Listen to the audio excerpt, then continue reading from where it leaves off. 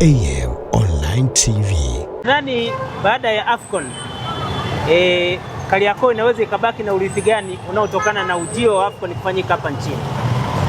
Urithi na kumbukumbu ni kwanza tuiambie timu yetu ya Tanzania ipambane ili iweze kuchukua hilo kombe. Ikichukua hilo kombe maana yake ni kwamba taarifa zitazagaa zaidi ulimwenguni kuhusiana na Tanzania kubeba kombe la AFCON. Kwa hiyo inaweza ikawa ni kitu ambacho kikaongeza thamani zaidi kwetu na kwa wana Kariakoo, kwa sababu tuna klabu mbili kubwa hapa. Tuna klabu ya Yanga lakini pia tuna klabu ya Simba ambazo pia zipo Kariakoo hapa. Kwa hiyo unaweza ukaona licha ya biashara ni kwamba soka la Tanzania pia klabu zake kubwa mbili zipo Kariakoo, mtaa wa Msimbazi na mtaa wa Jangwani.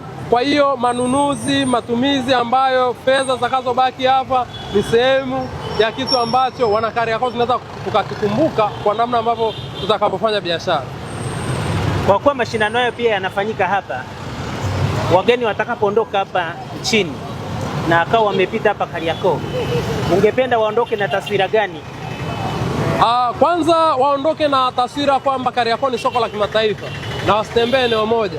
Kwa hiyo wakitenga muda wao hapa katikati kote kuna biashara nyingi sana ambazo zinafanyika na ni eneo la Kariakoo. Kwa hiyo tunawasihi watembee kote ili waone ile picha kubwa ya soko la kimataifa ambalo tunalolisemea.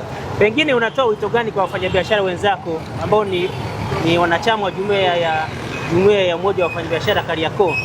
Nini wito wako kuelekea AFCON 2027? Wito wangu kama msemaji na mfanyabiashara wa Kariakoo ni kwamba tujipange kuwahudumia wateja kwa ukarimu kama ambavyo imekuwa utamaduni wetu kwenye kufanya hivyo, na tukifanya hivyo basi maana yake tutakuwa tunapeleka sifa njema ya Tanzania kwa mataifa mengine yaliyotuzunguka. Kwa kuwa wanakuja wageni sasa, na swala la malipo ya kidijitali, nyinyi mmejipangaje kuhakikisha kwamba malipo yote labda yanayofanyika kuna utaratibu mzuri wa malipo kupitia dijitali, kwa benki, kwa simu?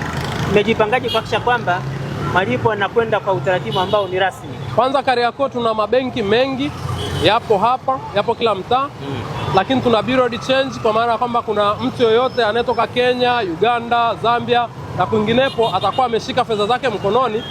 Benki za kubadilisha fedha zipo, bureau za kubadilisha fedha zipo, lakini pia yapo maeneo ambayo kuna maeneo ya kuchanja na kulipa kidigitali. Na ukiangalia pia kwa sasa hivi kwa M-Pesa, Tigo Pesa, kuna mwingiliano kati ya hizi nchi za Jumuiya ya Afrika Mashariki, zile currency wanaweza kuhamisha fedha kutoka mtandao mmoja kwenda mtandao mwingine. Kwa katika hilo pia bado tuko imara na tunaweza kufanya biashara kwa namna yoyote ile. AM Online TV.